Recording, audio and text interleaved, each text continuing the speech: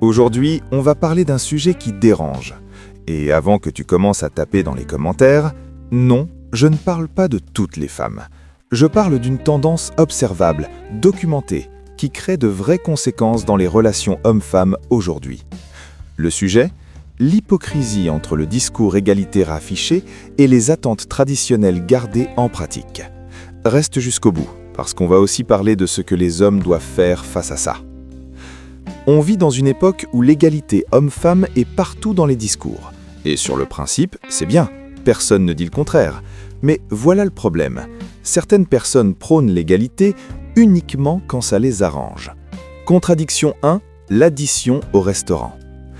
Égalité totale exigée dans le monde professionnel. Salaire égal, respect égal, opportunité égale. Parfait. Mais au resto, un homme qui ne paie pas, c'est un radin. S'il propose de partager l'addition, c'est un cheapskate, un mec fauché. Attends, on veut l'égalité ou pas ? Parce que si t'es indépendante financièrement, si tu gagnes ta vie, pourquoi l'homme doit toujours payer ? Réponse, parce que l'égalité, c'est quand ça arrange. Mais quand il s'agit de bénéfices traditionnels, là, silence radio. Contradiction 2, l'initiative dans la séduction. Deuxième exemple, encore plus flagrant, la drague. On veut l'égalité totale, mais bizarrement, c'est toujours l'homme qui doit aborder. C'est l'homme qui doit prendre le risque du rejet. C'est l'homme qui doit trouver les mots parfaits au bon moment, avec le bon ton. La femme, elle attend. Elle juge, elle accepte ou refuse. Tu risques d'être filmé, mis sur TikTok, avec des milliers de commentaires qui te traitent de harceleur, de pervers, de mec bizarre. Même si t'as été poli, même si t'as souri, même si tu t'es barré dès qu'elle a dit non. Résultat, les hommes respectueux arrêtent de draguer. Ils ont peur, ils se taisent. Et après on entend quoi ? Les hommes n'osent plus draguer. La séduction est morte. Où sont passés les vrais hommes ? On a criminalisé l'initiative masculine, puis on pleure qu'elle disparaisse. C'est quoi cette logique ? Contradiction 3, les standards financiers. Troisième exemple, et celui-là, il fait mal.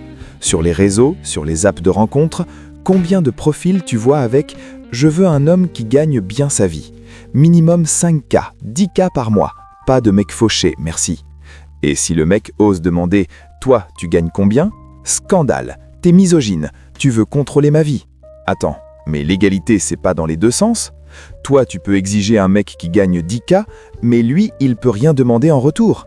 Pire encore, si un homme dit qu'il veut une femme en forme, féminine, qui prend soin d'elle, superficielle, toxique, patriarcat. Tu vois le double standard ? Elles peuvent avoir des critères financiers, mais nous, on peut rien demander sans être insulté. Contradiction 4, l'émotion masculine. Quatrième exemple, et celui-là, il fait mal. Pendant des années, on a entendu « Les hommes doivent exprimer leurs émotions ». Pleurez, messieurs, parlez de vos faiblesses, montrez votre vulnérabilité. Ok ? Cool, on essaie. Tu te confies, tu pleures devant elle, tu lui parles de tes doutes, de tes peurs, de tes galères. Résultat, elle perd l'attraction. Tu deviens trop sensible, pas assez solide. Quelques mois plus tard, elle te quitte pour un mec plus stable, plus fort. Donc, en gros, on nous demande d'être vulnérable pour ensuite nous punir quand on l'est. C'est ça l'égalité émotionnelle ? Contradiction 5, sois un homme, mais pas trop. Dernier exemple, le plus vicieux. Sois un homme, protège-moi, prends des décisions, sois un leader. Ok, tu prends les choses en main, tu poses un cadre, tu dis non quand c'est nécessaire. T'es trop autoritaire, t'es toxique, tu veux me contrôler.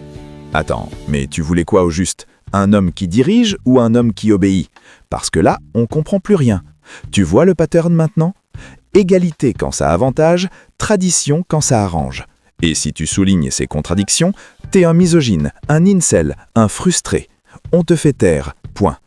Ces contradictions ont des conséquences réelles, mesurables, documentées. Conséquence 1, les hommes se retirent. De plus en plus d'hommes arrêtent complètement de draguer. En 2020, une étude au Royaume-Uni montrait que 60% des hommes de moins de 30 ans hésitent à aborder une femme dans l'espace public par peur d'être mal perçus. Aux États-Unis, le mouvement MGTW explose. Des millions d'hommes disent ouvertement « je ne joue plus ». Pourquoi ?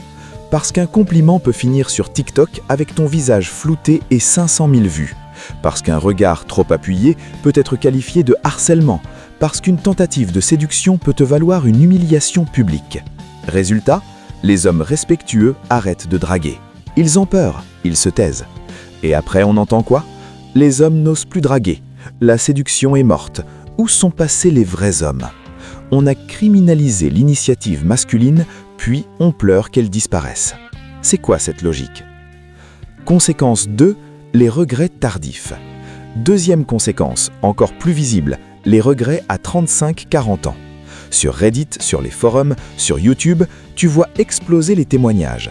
Des femmes qui disent « J'ai passé ma vingtaine à profiter, à rejeter les mecs trop normaux, et maintenant je suis seule. Je veux des enfants, mais j'ai 38 ans et aucun homme sérieux en vue. Où sont passés les bons hommes? Je vais te dire où ils sont.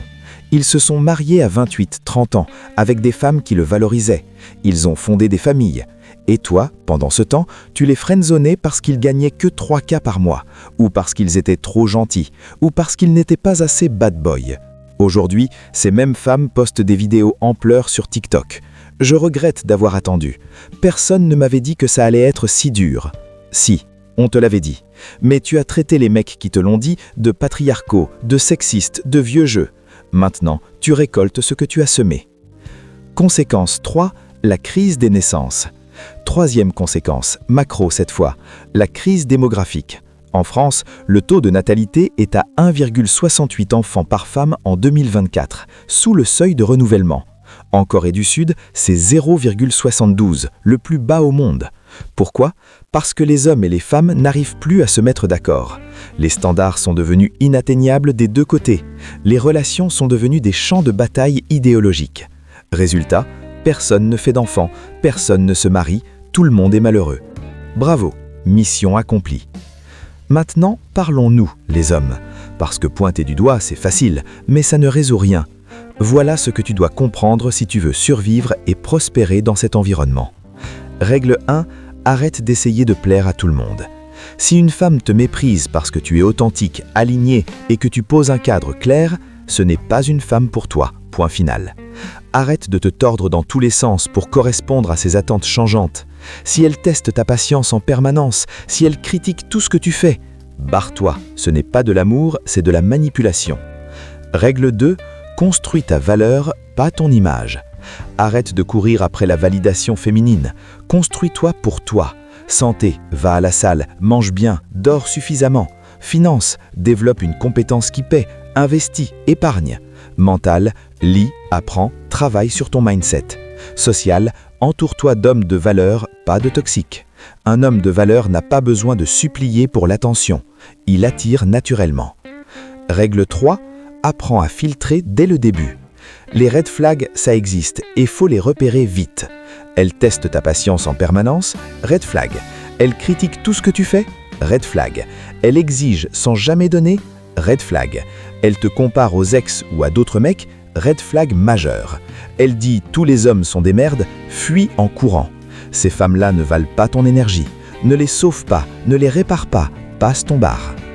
Règle 4, pose un cadre clair dès le début. Un vrai homme n'a pas peur de dire ce qu'il veut et ce qu'il n'accepte pas. Je veux une relation sérieuse, pas de game. Je ne tolère pas le manque de respect. Si tu me testes, je pars, simple. Et si elle n'aime pas ton cadre, parfait, elle n'était pas pour toi. Tu viens d'économiser 6 mois de ta vie. Règle 5, ne joue pas leur jeu. Si les règles changent selon l'humeur du moment, si l'égalité est à géométrie variable, ne valide pas ce système. Reste cohérent, reste digne. Et si elle part, laisse-la partir. Un homme qui se respecte n'accepte pas l'hypocrisie. Point final. Pour conclure, oui, il y a des femmes extraordinaires qui ne rentrent pas du tout dans ce portrait, évidemment. Des femmes cohérentes, honnêtes, qui assument leurs choix et respectent les hommes. Et celles-là, elles méritent toute ton attention.